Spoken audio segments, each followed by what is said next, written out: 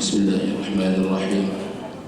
Assalamualaikum warahmatullahi wabarakatuh. Alhamdulillahi bi ni'matihi tatimmus shalihat. Nahmaduhu wa nasta'inuhu wa nastaghfiruhu wa nastahdihi wa natubu ilayhi wa natawakkal. Wa na'udzu billahi min shururi anfusina ومن سيئات أعمالنا من يهده الله فلا مضل له ومن يضلل فلا هادي له وأشهد أن لا إله إلا الله وحده لا شريك له وأشهد أن محمدا عبده ورسوله وصفيه وخليله بلغ الرسالة وأدى الأمانة ونصح الأمة وجاهد في الله حق جهاده وتركنا على المحجة البيضاء ليلها كنهارها لا يزيغ عنها إلا هالك. اللهم صل وسلم وبارك على محمد وعلى آله وصحبه ومن سار على نهجه واتبع سنته إلى يوم لا ينفع مال ولا بنون إلا من أتى الله بقلب سليم. سبحانك لا علم لنا إلا ما علمتنا إنك أنت العليم الحكيم. رب اشرح لي صدري ويسر لي أمري واحلل عقدة من لساني يفقه قولي. لا حول ولا قوة إلا بالله العلي العظيم. قال تعالى في كتابه الكريم بعد أعوذ بالله من الشيطان الرجيم لقد جاءكم رسول من أنفسكم عزيز عليه ما عنتم حريص عليكم بالمؤمنين رؤوف رحيم. صدق الله العظيم. Bapak-bapak, ibu-ibu, hadirin jamaah Masjid Al-Furqan yang dimuliakan Allah Subhanahu wa taala. Alhamdulillah wa syukurulillah. Marilah kembali sama-sama kita panjatkan puji syukur kehadirat Allah Subhanahu wa taala, Rabbul Alamin, Rabb semesta alam, yang telah melimpahkan kepada kita karunia-Nya, anugerah-Nya serta nikmat-nikmat-Nya yang sangat banyak. La tu'addu wa la tuhsa, tidak terhingga dan juga tidak terhitung betapa besar dan banyaknya nikmat Allah Subhanahu wa taala yang terus menghiasi kehidupan kita, mengalir bagaikan air yang tidak pernah henti-hentinya dalam kehidupan kita sampai hari ini, sampai detik ini. Allah masih berikan kepada kita nikmat kesehatan, nikmat afiat, nikmat umur, nikmat diberikan kelapangan, diberikan waktu luang, khususnya lagi nikmat yang paling bernilai dan paling berharga dalam kehidupan kita, yaitu nikmat Islam, nikmat iman, nikmat diberikan taufik dan hidayah oleh Allah Subhanahu wa taala, sehingga kita bisa menjalankan segala kewajiban-kewajiban kita sebagai hamba Allah Subhanahu wa taala. Khususnya pada pagi hari ini Allah ringankan langkah kaki kita atau mudahkan hati kita untuk menuju rumahnya yang mulia ini dalam rangka melaksanakan salah satu kewajiban kita sebagai hamba Allah, salat fardu subuh berjamaah. Kemudian kita perpanjang i'tikaf kita sampai beberapa saat menjelang waktu isya insyaallah, untuk mendengarkan kajian tentang sirah nabawiyah, kehidupan Nabi sallallahu alaihi wasallam, yang mudah-mudahan itu semua bisa menambah kebaikan serta keberkahan dalam kehidupan kita. Amin ya rabbal alamin. Bapak Ibu jemaah yang dimuliakan Allah Subhanahu wa taala, alhamdulillah, hari ini adalah hari yang ke-56 pertempuran Tufanul Aqsa, pertempuran antara orang-orang beriman kaum muslimin di Palestina melawan musuh-musuh Allah Subhanahu wa Ta'ala. Walaupun beberapa waktu yang lalu, beberapa hari yang lalu telah terjadi gencatan senjata dengan drama pertukaran tawanan, namun sebagaimana biasanya musuh-musuh Allah Subhanahu wa Ta'ala mengkhianati segala bentuk perjanjian. Orang-orang Yahudi, orang-orang Israel, orang-orang Zionis, mereka mengkhianati perjanjian demi perjanjian. Perjanjian yang pertama kali mereka sendiri yang membuatnya, karena yang meminta gencatan senjata ini adalah mereka. Dan itu memang sudah penyakit semenjak zaman silam. Penyakit zaman silam. Mengkhianati perjanjian adalah kebiasaan orang-orang Yahudi. Namun ada orang kita mengumpati seperti itu, maka tidak jauh daripada sifat orang Yahudi. Fabima naqdihim mitsaqahum la'annahum wa ja'alna qulubahum qasiyah. Disebabkan karena mereka, kata Allah Subhanahu wa Ta'ala, yang terus menerus mengingkari perjanjian. Mengingkari perjanjian mereka dengan para nabi-nabi mereka, dan juga perjanjian mereka dengan Allah Subhanahu wa Ta'ala. La'annahum wa ja'alna qulubahum qasiyah. Jadi orang yang terus-menerus mengingkari perjanjian dengan siapa saja, dengan siapa saja, melanggar janji dengan siapa saja, maka Allah Subhanahu wa Ta'ala la'annahum, akan mengutuk mereka. La'annahum, kami laknat mereka. Wa ja'alna, hukumannya adalah wa ja'alna qulubahum qasiyah. Maka Allah akan menjadikan hati-hati mereka itu menjadi keras, sehingga tidak bisa melihat yang hak dan yang batil. Tidak bisa lagi membedakan antara hak dan batil, disebabkan karena hati mereka mengeras. Tidak bisa lagi mengikuti jalan yang lurus karena hati mereka keras. Lu'ina alladhina kafaru min bani Israil ala lisani Dawud wa Isa ibn Maryam dzalika bima 'asaw wa kanu ya'tadun. Telah dilaknat orang-orang kafir dari kalangan Bani Israel lewat lisan nabi mereka, yaitu Nabi Dawud alaihissalam, wa Isa bin Maryam, dan lewat lisan Isa ibn Maryam. Dzalika bima 'asaw wa kanu ya'tadun.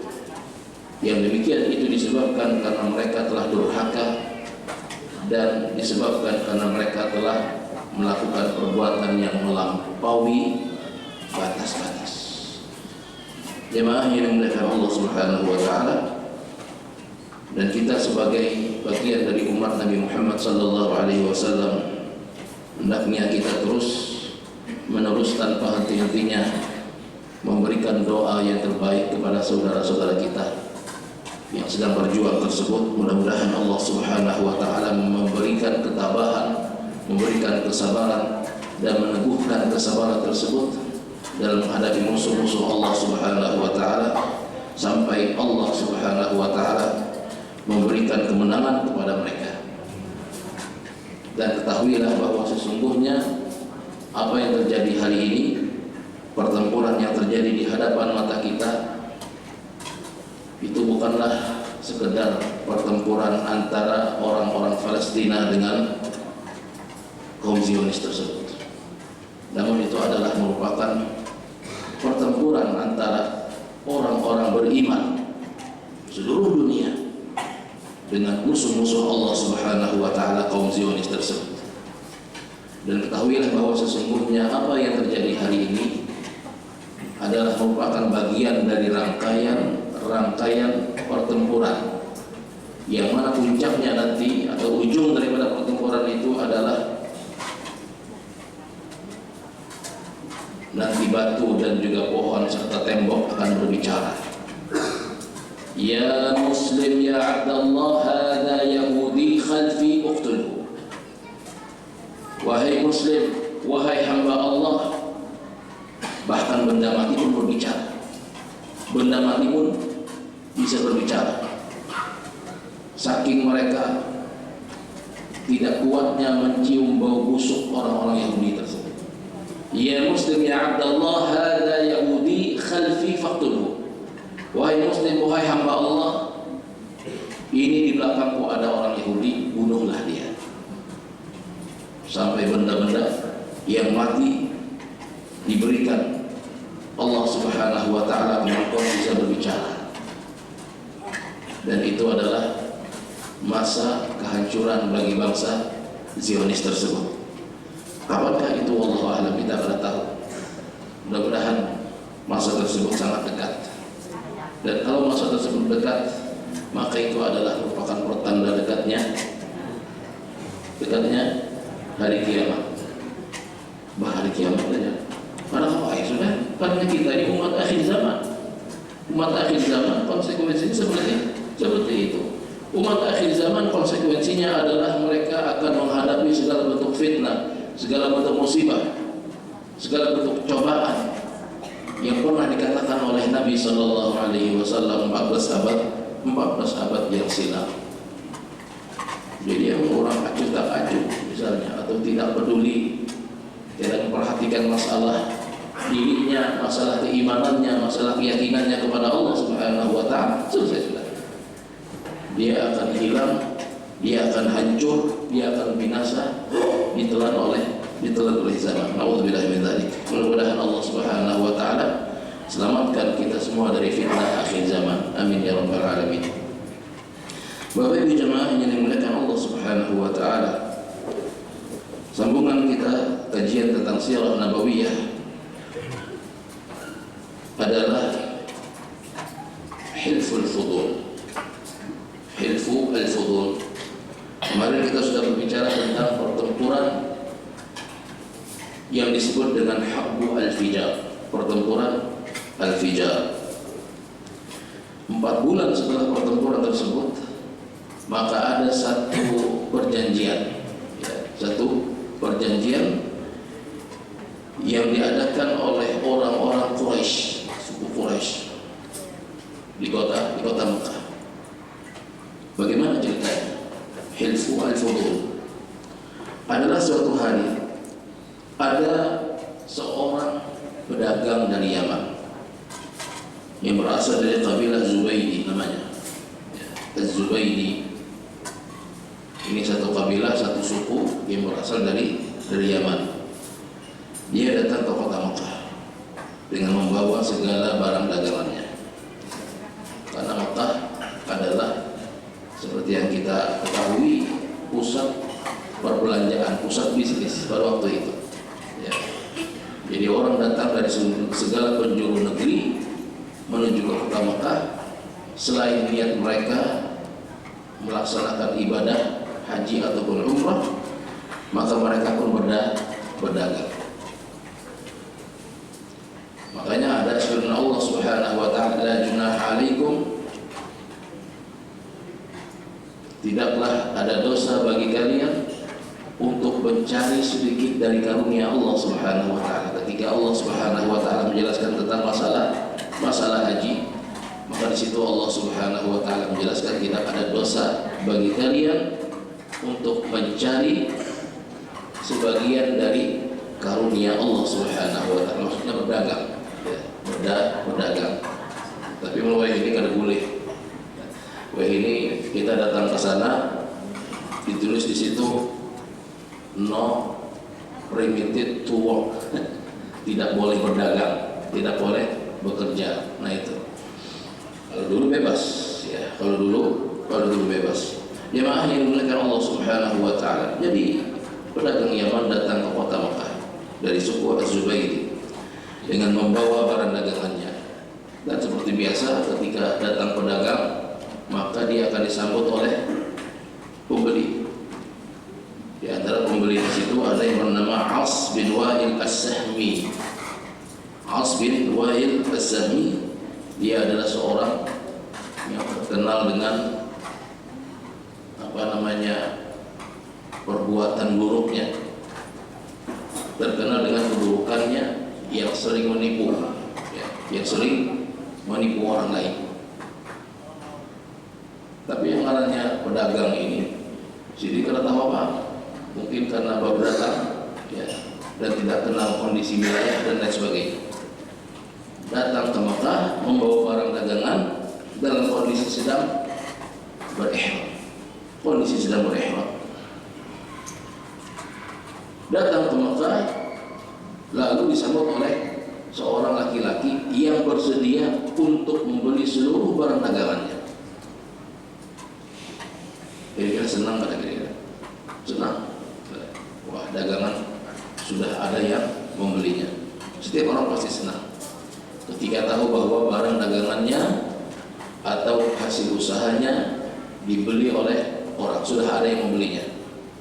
Dijanji akan dibeli oleh Al-As bin Wa'il As-Sahmi. Tapi apa yang terjadi? Jadi barang diunjuk lawan As tadi bin Wa'il As-Sahmi, barang diunjuk seberataan, ternyata belum dibayari lagi. Nah, barang diunjuk seberataan, kisahnya anak membeli tadi, setelah dijulung barangnya, kada dibayar duitnya kada dibayari, sehari dua hari dihadangi, ditagih orangnya, maka ditagih ini pura-pura tahu. Ini orang biasanya yang ketujuh utang itu kayak itu biasanya. Kamu ditagih di teleponnya kada mangkat, di WA kada menjawab. Begitu pulang bebuihan tuh menguntung menagih itu, ditagih kada hafal. Bahkan nama manukani barang sidin tadi justru sebaliknya mengancam. Nah, mengancam.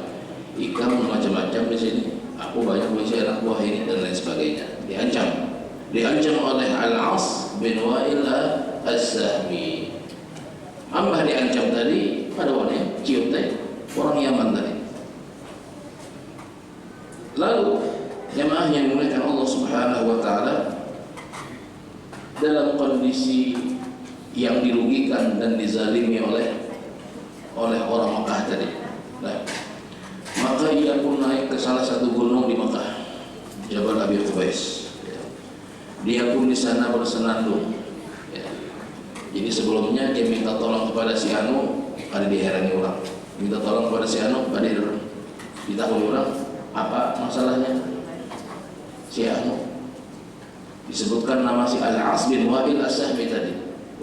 Orang mendengar Al-As bin Wa'il tadi sudah cium sudah, karena tahu As tadi orang ujar bahasa kita orangnya jaga orangnya, banyak isi anak buah.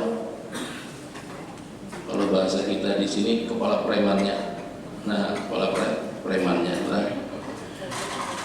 Lalu ketika mendengar itu ada waninya, orang Makkah tadi, ada yang waninya. Jemaah yang dimuliakan Allah Subhanahu wa taala, maka ia pun naik ke atas perbukitan di kota Mekah. Ia pun bersenandung dengan sebuah syair. Jadi dimintai bantuan terhadap hakunnya, lalu terpaksa sedih naik ke atas gunung, lalu bersenandung supaya apa yang beliau ucapkan, yang dia sampaikan tersampaikan kepada seluruh penduduk kota Mekah.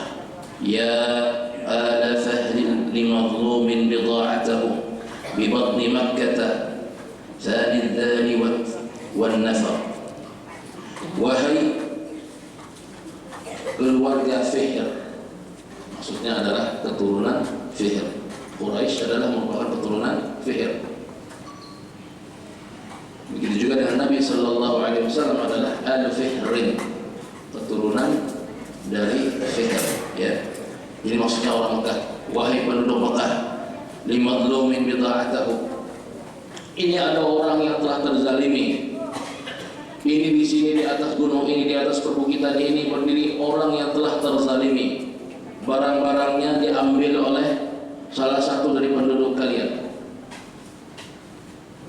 Bibatni Makkah Tsani Dari wan Nafar, yang berada di tengah-tengah kota Mekah. yang berada di tengah-tengah kota Mekah. Dia dalam kondisi yang terzalimi oleh orang yang tidak bertanggung jawab. Berjanji hendak membeli barang, ternyata kada dibayari. Wa muhrimun ash'atha lam yaqdi umratahu, dalam kondisi yang sedang berihram, masih ash'ath, ya, lusuh, ya, habis melakukan perjalanan panjang dari Yaman ke Mekah 1000 km di bawah terik panas matahari.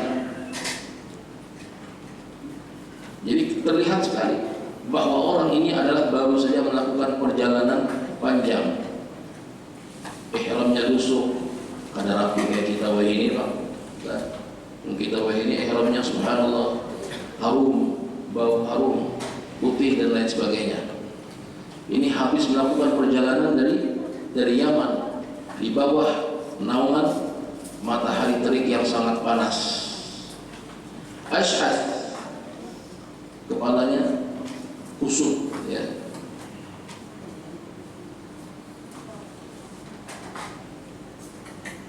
Ya lirijali bainal hijr wal hajar, wahai laki-laki terhormat yang berada di antara hijr, maksudnya hijr Ismail, dan hajar, maksudnya hajar aswad.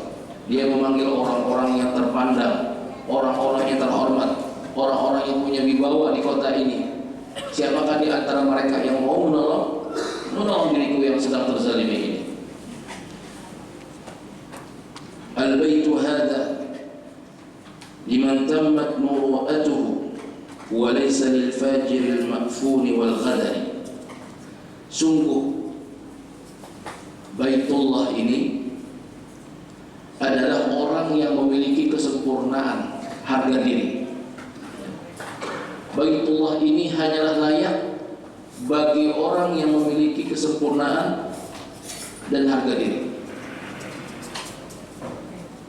Jadi laki-laki tersebut seolah-olah dia memanggil, siapakah di antara kalian yang punya kehormatan, yang punya wibawa, yang punya harga diri? Karena ini di sini adalah tempat Baitullah, tempat yang suci, tempat yang dihormati. Tidak layak kecuali bagi orang-orang yang punya harga diri dan juga punya kehormatan serta kemuliaan. Wa laisa lil fajiril ma'funi wal ghadari. Dan tempat ini tidaklah layak bagi orang-orang yang durjana, orang-orang yang buruk akhlaknya, lagi berkhianat. Jemaah yang dimuliakan Allah Subhanahu wa taala, maka setelah dia mengumandangkan syair tersebut di atas jabal, di atas gunung, maka terdengarlah oleh seorang laki-laki yang bernama Az-Zubair bin Abdul Muttalib, yang tidak lain adalah paman Nabi sallallahu alaihi wasallam, Zubair bin Abdul Muttalib.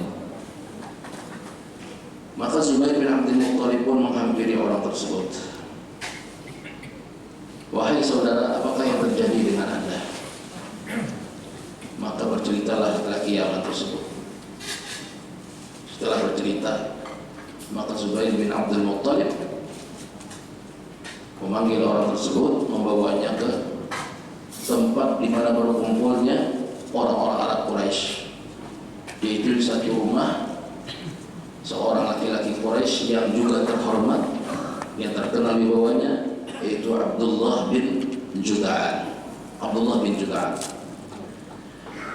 Dan di situ jemaah yang dimuliakan Allah Subhanahu wa taala, di dalam rumah Abdullah bin Jud'an ini, di antara mereka yang ikut berkumpul juga ada seorang laki-laki, anak muda yang kelak di kemudian hari dia akan menjadi nabi dan juga utusan Allah Subhanahu wa taala, yaitu nabi kita, Nabi Muhammad sallallahu alaihi wasallam. Maka terjadilah perundingan, terjadilah perjanjian untuk membuat sebuah kata sepakat, untuk membuat sebuah ungkapan kata sepakat. Maka disepakatilah setelah perjanjian tersebut bahwa tidak ada satupun orang yang datang ke kota Mekah ini,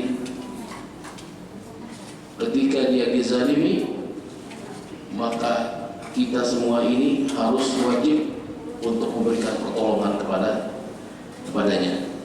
Nah, maka Nabi Sallallahu Alaihi Wasallam beliau sangat-sangat mengagumi apa yang terjadi di dalam rumah Abdullah bin Jud'an, sampai-sampai beliau pun mengatakan, laqad syahidtu fi dari Abdullah bin Jud'an hilfan ma ahabbu annali bihi humaran na'am. Jadi kata Nabi Sallallahu Alaihi Wasallam, sungguh aku telah menyaksikan di rumah Abdullah bin Jud'an sebuah perjanjian, yang mana perjanjian tersebut, ya, kata Nabi Sallallahu Alaihi Wasallam, jika dibandingkan aku diberikan hadiah seekor onta merah, humur na'am itu adalah onta merah yang sangat berharga, yang sangat mahal harganya. Kalau wahid itu kendaraan yang paling mahal, yang paling mahal. Maka kata Nabi Sallallahu Alaihi Wasallam, ma uhibbu annali bihi humaran na'am walau ud'a bihi fil Islam la ajabtu. Sungguh aku telah menyaksikan di rumah Abdullah bin Jud'an satu perjanjian yang seandainya perjanjian tersebut ditakar, diukur dengan seekor onta yang paling mahal, paling bernilai, maka sungguh aku lebih menyukai perjanjian tersebut. Walau ud'a bihi fil Islam la ajabtu. Dan seandainya aku, kata beliau, walau ud'a, seandainya aku pun diundang untuk menghadiri perjanjian seperti itu setelah ada Islam ini, maksudnya setelah beliau mendapatkan risalah dari Allah Subhanahu wa Ta'ala untuk mendakwahkan Islam, maka niscaya aku pasti akan menerima dan juga menghadiri perjanjian tersebut. Ini menunjukkan jamaah yang dimuliakan Allah Subhanahu wa Ta'ala. Kenapa demikian? Karena di dalam perjanjian tersebut terdapat penegakan terhadap setiap yang disebut dengan keadilan. Karena keadilan ini sifatnya adalah mutlak di dalam Islam, dan itu hanya ada dalam Islam. Kata adil itu adalah sebuah kosakata yang hanya ada di dalam Islam. Dan keadilan itu sifatnya mutlak kepada siapa saja. Wala yaqbalu tansib wa taqrib. Dan keadilan itu tidaklah dia menerima segala bentuk tansib dan juga takrib. Apa maksudnya? Seseorang misalnya, dia seorang ayah, dia bisa menerapkan keadilan kepada anaknya. Bisa atau tidak? Bisa, sangat bisa sekali. Tapi apakah dia bisa menerapkan keadilan terhadap orang lain? Belum tentu. Belum tentu. Seorang paman dia bisa menerapkan keadilan kepada keponakannya. Betul? Betul. Begitu juga sebaliknya, seorang anak bisa jadi dia akan menerapkan keadilan kepada bapaknya. Namun ketika dia melakukan hal tersebut kepada orang lain, maka itu biasanya sangat tidak bisa, sangat jarang sekali. Makanya kata Allah Subhanahu wa Ta'ala, wa la yajrimannakum syana'anu qaumin ala alla ta'dilu. Janganlah kebencian kalian terhadap satu kaum membuat kalian tidak berlaku adil sekalipun kepada. Jadi adil ini mutlak sifatnya kepada siapa saja, bahkan kepada orang yang kita benci sekalipun kita wajib menerapkan keadilan. Bahkan Nabi Sallallahu Alaihi Wasallam, ada satu kejadian pada masa Nabi Sallallahu Alaihi Wasallam, ada seorang sahabat Ansar, dia mencuri baju besi. Kemudian ketika gelagatnya tercium oleh saudaranya, ya, pemilik dari baju besi tersebut, maka orang yang mencuri ini langsung menemui sahabatnya dari kalangan Yahudi. Di situ yang namanya sahabat datang ke rumahnya, bertanda, berziarah dan sebagainya, berbicara. Lalu dia menitipkan baju besi tersebut kepada orang Yahudi tersebut. Orang Yahudi ketika itu dia tidak merasa apa-apa, tidak merasa curiga dan lain sebagainya. Sampai akhirnya ketika saudaranya dari kalangan Ansar tadi tahu bahwa yang mencuri itu adalah sahabatnya sendiri, lalu dia pun membela diri. Dia membela diri. Ketika dituduh dia membela diri. Dari pembelaannya tersebut dia katakan, bukan saya yang mencurinya, tapi si Fulan bin Fulan, seorang Yahudi tadi. Maka dia pun menuduh orang Yahudi tersebut mencuri baju besinya tersebut. Kalau karena percaya, lihat aja, periksa rumahnya. Setelah datang, diperiksa rumahnya, ternyata iya. Dan Yahudi tadi menolak, dia mengelak. Ya Rasulullah, bukan saya. Ini dia datang kepada saya, menitipkan barangnya kepada saya. Maka datanglah kabilah dari laki-laki tersebut untuk memberikan pembelaan, ya, karena sudah masuk ke dalam pengadilan Nabi Sallallahu Alaihi Wasallam, memberikan pembelaan. Ya Rasulullah, dia ini adalah seorang yang telah setia terhadap Islam, dia adalah membela agama Islam, dia adalah bertempur berjihad bersama engkau ya Rasulullah. Nah, kabilah ini pada tahu juga kisahnya, pada tahu kisahnya juga.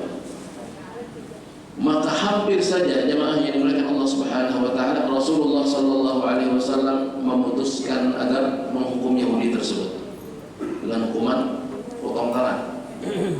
Namun tiba-tiba saja datanglah malaikat Jibril alaihissalam menurunkan wahyu kepada Nabi sallallahu alaihi wasallam, wahyu dari Allah Subhanahu wa taala, memberikan pembelaan kepada Yahudi yang terzalimi tersebut. Yahudi yang terzalimi tersebut. Jadi al-adlu mutlak. Keadilan itu harus mutlak ditegakkan kepada siapa saja tanpa pandang bulu. Kalau istilahnya apa ini?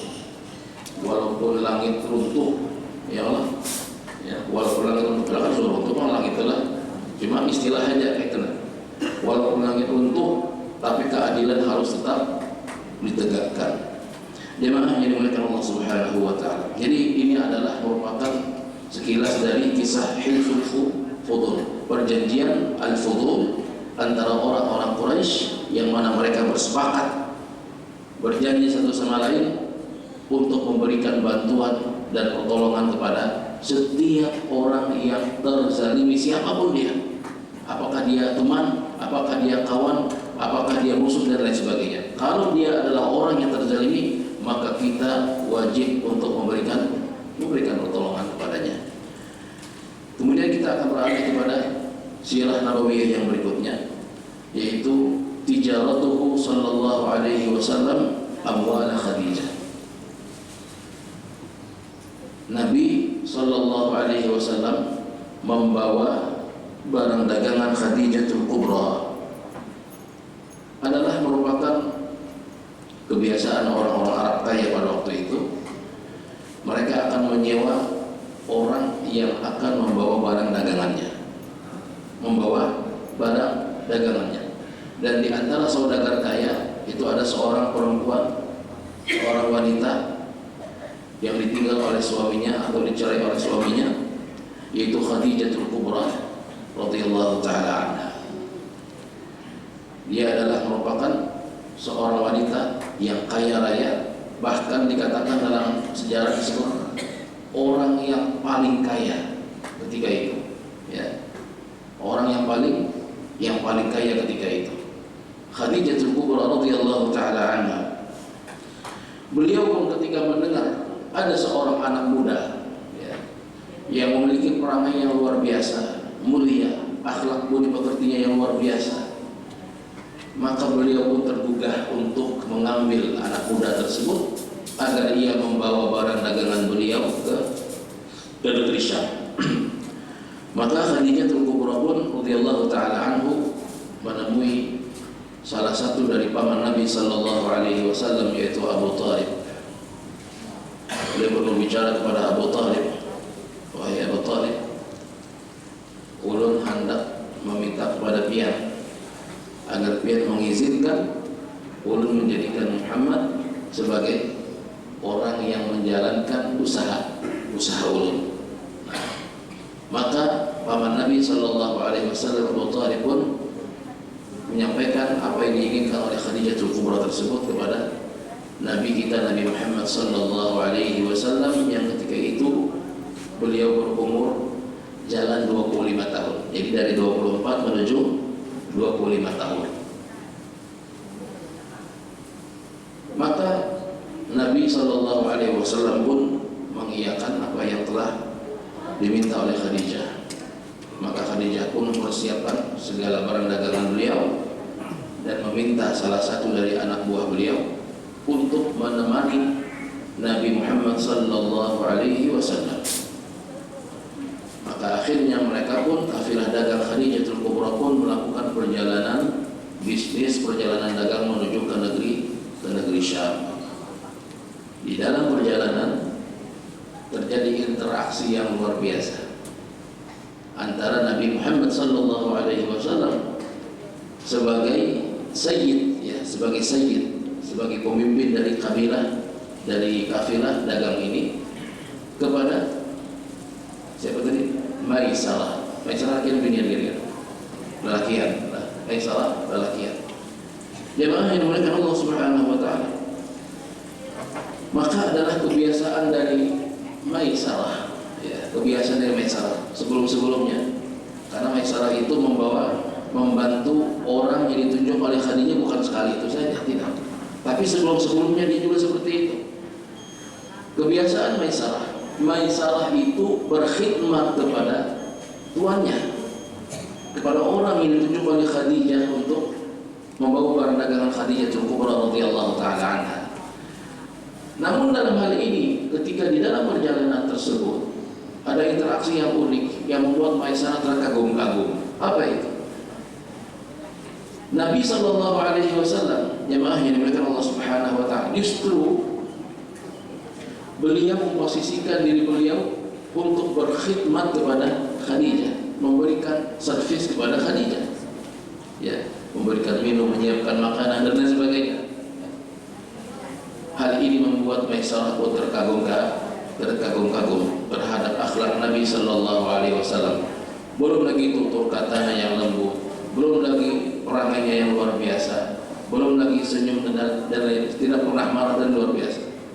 Segala bentuk kumpulan daripada akhlak yang mulia ini membuat Maisarah pun terkagum-kagum. Sampai akhirnya jemaah yang dimuliakan Allah Subhanahu wa taala, mereka pun sampai di sebuah tempat di Syam, yang disebut dengan Busra.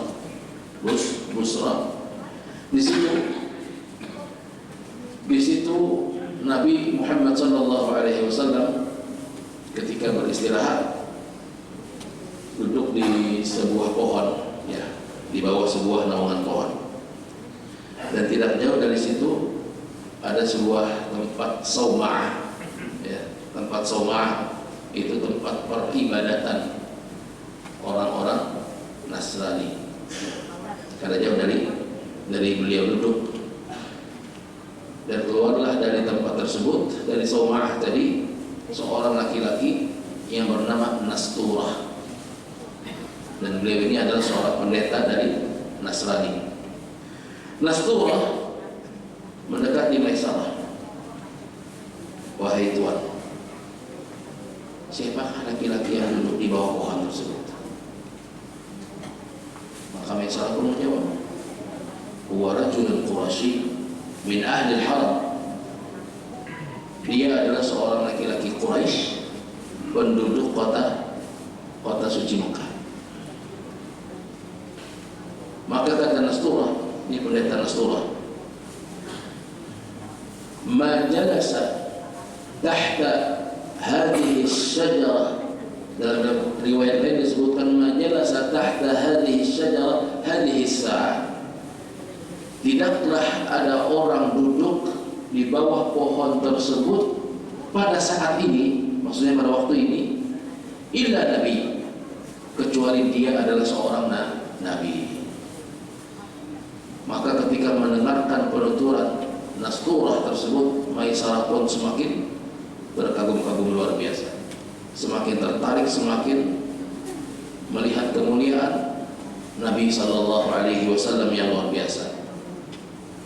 Belum lagi ketika Maisarah melihat, menyaksikan bagaimana Nabi sallallahu alaihi wasallam ketika mereka para kafilah dagang tersebut merasa kepanasan.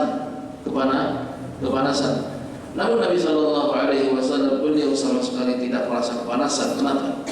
Karena di atas beliau ada awan yang terus-menerus mengikuti Nabi sallallahu alaihi wasallam dimanapun beliau berjalan. Maka hal tersebut, segala bentuk kekaguman, pertemuan, perjumpaan dengan pendeta Nasturah. Jadi ini adalah kisah yang paling sahih daripada kisah yang selama ini kita dengar dalam sejarah sirah nabawiyah, bahwa Nabi sallallahu alaihi wasallam ketika dibawa oleh paman beliau berjumpa dengan seorang pendeta yang bernama Bahira. Kenapa kita tidak menyebutkan pendeta Bahira tersebut? Karena riwayat yang telah menyebutkan Bahira ini banyak sekali ditentang oleh para ulama hadis, bahwa riwayatnya bisa dikatakan adalah riwayat yang sangat-sangat lemah.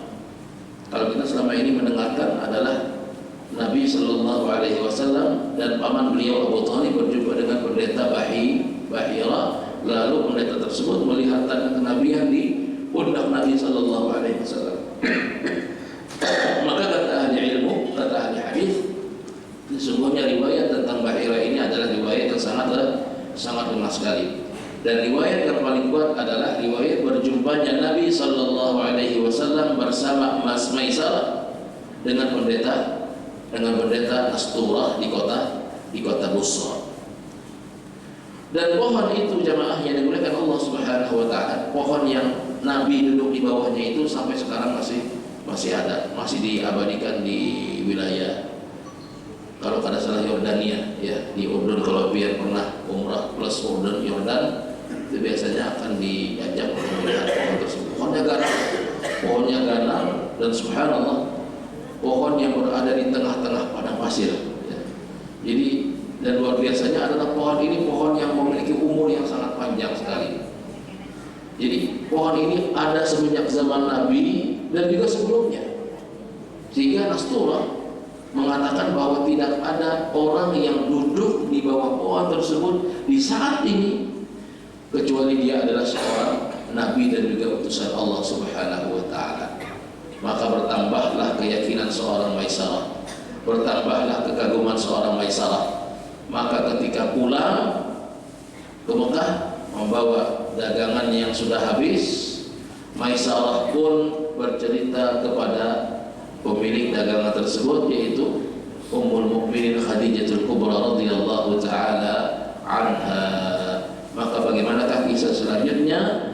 Apakah Khadijah, yang dilakukan oleh Khadijah setelah mendengar penuturan daripada Maisarah? Maka insyaallah akan kita sambung pada pertemuan yang akan datang. Mudah-mudahan Allah Subhanahu wa taala memberikan kebaikan, keberkahan dan juga